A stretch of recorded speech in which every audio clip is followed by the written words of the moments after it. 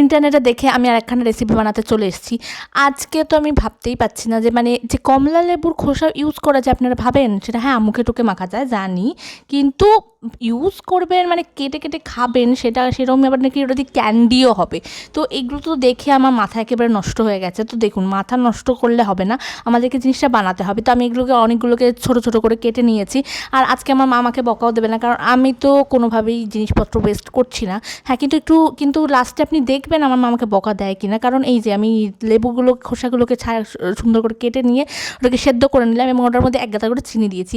এবার ভাবলাম যে হ্যাঁ, ওই তো রেসিপি ওয়াইজ আমি একদম পারফেক্ট করছি, কিন্তু লাস্টে খাওয়ার পরে আমার যা হাল হয়েছে, এই জিনিসটি দেখতে তো একেবারে ইন্টারনেটের থেকেও বাম্পার দেখতে হয়েছে, কিন্তু অ্যাকচুয়ালি খেয়ে আপনি মনে হবে 3 কিলোমিটার দূরে গিয়ে ছিটকে পড়ে যাবেন এবং আপনাকে আর খুঁজে পাওয়া যাবে না। এটা এত তেতো খেতে এবং একেবারে ফালতু খেতে, আমার এক্সপ্রেশন দেখেই বোঝেন নিশ্চয়ই।